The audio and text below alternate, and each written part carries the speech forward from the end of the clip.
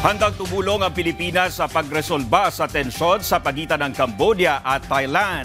Ito ang tiniyak ni Pangulong Ferdinand R. Marcos Jr. matapos ang kanyang state visit sa Cambodia.